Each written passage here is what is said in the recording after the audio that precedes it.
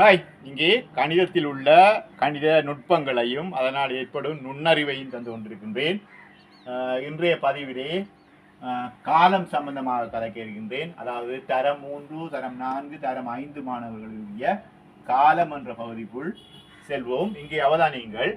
இந்த வருடங்கள் இரண்டு விதமாக அமையும். ஒன்று சாதாரண வருடமாக இருக்கும், அடுத்தது லீப் வருடமாக இருக்கும். ஒரு சாதாரண வருடத்தை கருதுவமாக இருந்தால், ஒரு 2019 ஜனவரியை கருதுவமாக இருந்தால் நன்கு அவதானியுங்கள். ஆரம்ப நாள் செவ்வாயாக இருந்தால், ஜனவரி 1ஆம் தேதி ஆரம்ப நாள் செவ்வாய்க்கிழமையாக இருந்தால், அதே 2019 டிசம்பர் முடிவுறு நாள், அதாவது 31ஆம் தேதியா இருக்கும். அது அதே நாளா இருக்கும், செவ்வாயா இருக்கும்.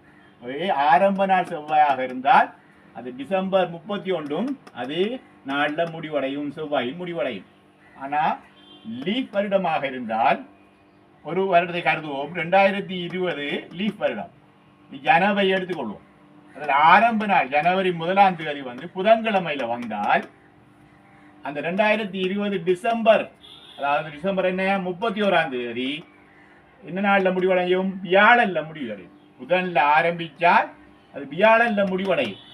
சாதாரண வருடம் செவ்வாயில் ஆரம்பித்தால் முடிவடையும், அதே நாள் செவ்வாயில் முடிவடையும்.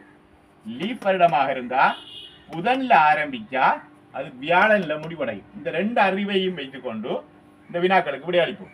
முதலாவது வினா, 2012 ஜனவரி 1ஆம் தேதி திங்கட்கிழமை எனின் 2013 ஜனவரி 1 என்ன கிழமை என்று கேட்கப்பட்டிருக்கு. 2012 இந்த ஜனவரி 1ஆம் தேதி திங்கட்கிழமையா இருக்கு. திங்கட்கிழமையாக இருந்தால் 2012 என்றது லீப் வருடம். அதாவது கடைசி 2 இலக்கத்தையும் 4ஆல் பிரிக்கும் போது பிரிபடுமாக இருந்தால் அது லீப் வருடமா இருக்கும். இங்க லீப் வருடமாக இருந்தால் அது புதன்ல ஆரம்பிச்சா அடுத்த நாளில் முடிவடையணும். அதாவது வருடம் டிசம்பர் மாதம் 31ஆம் தேதி வியாழனில் முடிவடைஞ்சிருக்கும். அப்ப 2012 ஜனவரி 1 திங்கள்ல ஆரம்பிச்சா அதே 2012 இந்த டிசம்பர் 31ஆம் தேதி எதுல முடிவடைஞ்சிருக்கும்? புதனண்டா வியாழனா இருக்குது, திங்களண்டா செவ்வாயில முடிவடைஞ்சிருக்கும். ஆனா கேட்கப்பட்ட வினா 2013 ஜனவரி 1ஆம் தேதி என்ன கிழமை? அப்ப 2013 கருதினால் அது ஜனவரி 1ஆம் தேதி, அதுக்கு அடுத்த நாளா இருக்கும். 31 செவ்வாயா இருந்தா அடுத்த நாள் என்னவா இருக்கும்? புதனாக இருக்கும், புதன்கிழமை. இதுக்குரிய விடை புதன்கிழமையா. நன்றி மாணவர்களே.